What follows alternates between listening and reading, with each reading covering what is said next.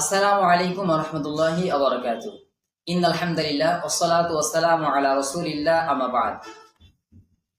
আজ আমরা কুরবানি নিয়ে কিছু আলোচনা করব, অর্থাৎ যে কাজগুলো আমরা করে থাকি কুরবানির দিন, যা আদৌ ইসলাম সাপোর্ট করে না, ইসলাম কোনো অনুমোদন দেয় না। প্রথমে আমরা যে বিষয়টা আলোচনা করব সেটা হচ্ছে কুরবানির পশু আমরা কিন্তু কুরবানির দিন তথা জবাই করার পূর্বে তাদেরকে গোসল করাই, তাদের মাথায় এবং পায়ে তেল লাগাই এবং হলুদের গুঁড়া দিই।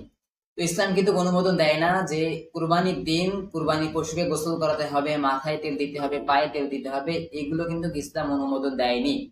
যখন আপনি এই কাজগুলো করবেন এটা মনে করে যে যদি আমি কুরবানি পশুকে গোসল না করাই, মাথায় তেল না দিই, পায়ে তেল না দিই, তাহলে আমার কুরবানিটা পরিপূর্ণতা পাবে না বা দেখতে মানান দেখা যাবে না ইত্যাদি যদি চিন্তা ভাবনা করেন, তাহলে কাজগুলো হয়ে যাবে বিদআত। নবী করিম সাল্লাল্লাহু আলাইহি ওয়াসাল্লাম বলেছেন, মান আহদাসা ফি আমরিনা হাযা মা লাইসা মিনহু ফাহুয়া রাদ্দুন। যে কাজগুলো আমাদের দিনের মধ্যে নাই, যে কথাগুলো আমাদের দিনের মধ্যে নাই, যদি কেউ সেই কাজ বা সেই কথা বলে বা করে, তাহলে সেগুলো পরিত্যাজ্য।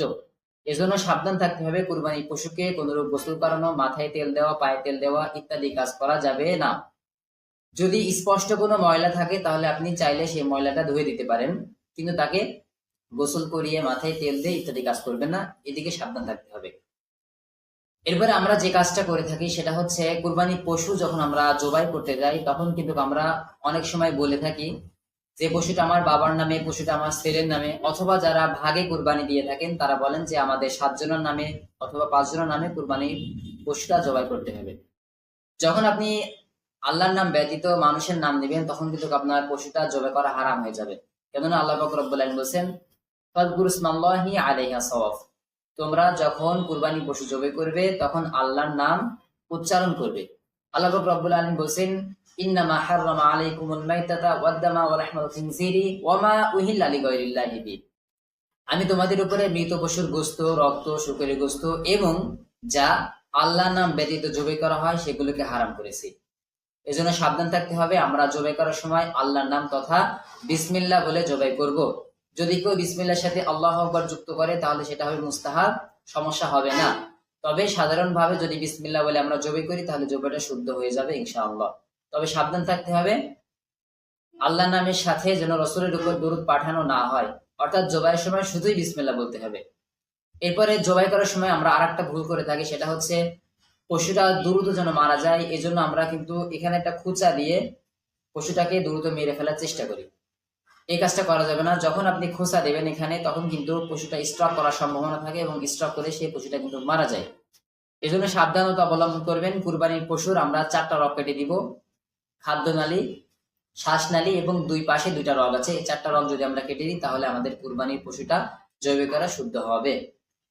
এরপরে আরেকটা বিষয়, সেটা হচ্ছে আমরা কুরবানির পশুর গোশত নিয়ে অনেক দ্বিধাদ্বন্দ্বে পড়ে যাই, যে পশুর গোশত আমরা নিজেরা খাবো কি দান করব কি মানুষের মধ্যে বন্টন করব ইত্যাদি বিভিন্ন চিন্তা আমাদের মধ্যে কিন্তু থাকে। তো আল্লাহ পাক রব্বুল আলামিন বলেছেন, ফাকুলু মিনহা ওয়া আতইমুল বাইসাল ফাকির, যে তোমরা নিজেরা খাও এবং যারা গরিব আছে, মিসকিন আছে, তাদের মধ্যে বন্টন করো। আল্লাহ পাক রব্বুল আলামিন আরো বলছেন, ফাকুলু মিনহা ওয়া আতইমুল কানিআ ওয়াল মু'তাদ, তা থেকে তোমরা নিজেরা খাও এবং যারা ধৈর্যশীল আছে তাদের মধ্যে বন্টন করো। এই জন্য আপনি চাইলে নিজেরাও খেতে পারবেন, চাইলে বন্টনও করতে পারবেন। তো উলামায়ে কেরামগণ ঐকমত্য হয়েছেন যে যদি কেউ 3টা ভাগ করে তাহলে 3টা ভাগ করাটা হবে মুস্তাহাব, অর্থাৎ 1 ভাগ নিজেদের জন্য, 1 ভাগ আত্মীয়দের জন্য এবং 1 ভাগ গরিব মিসকিনদের জন্য। যদি 3টা ভাগ করা হয় তাহলে সমতা রাখা সম্ভব হবে। তবে ভাগ করার সময় দাড়িপাল্লা ব্যবহার না করলেও চলবে, আপনি আপনার আন্দাজ অনুযায়ী ভাগ করবেন। অনেকের মনে আরেকটা প্রশ্ন জাগে, সেটা হচ্ছে কুরবানি গোশত আমরা ফ্রিজে রেখে খেতে পারবো কিনা। হ্যাঁ, আপনি চাইলে কুরবানি গোশত ফ্রিজে রেখে সারা বছর খেতে পারেন, কোনো সমস্যা নাই। আরেকটা কুসংস্কার আমাদের মধ্যে আছে, সেটা হচ্ছে কুরবানি পশুর রক্ত কিন্তু আমরা বিভিন্ন কাজে লাগিয়ে থাকি। এইগুলো করা যাবে না, কেননা রক্ত হারাম। আল্লাহ পাক রব্বুল আলামিন বলেছেন, হুররিমাত আলাইকুমুল মাইতাতু ওয়াদ-দাম, যে আমি তোমাদের উপরে মৃত পশু হারাম করেছি এবং রক্ত হারাম করেছি। যখন আপনি রক্ত বিভিন্ন কাজে লাগাবেন তখন কিন্তু আপনি হারাম একটা বস্তু নিয়ে কাজে লাগাচ্ছেন। এজন্য রক্ত কোনো কাজে লাগানো যাবে না, এদিকে সাবধানতা অবলম্বন করতে হবে। ছোট্ট এই আলোচনার মধ্য থেকে আমরা যতটুকু জানতে পেরেছি, আল্লাহ পাক রব্বুল আলামিন আমাদের আমল করা তৌফিক দান করুক। সকলে বলছি আমিন। আসসালামু আলাইকুম ওয়া রাহমাতুল্লাহ।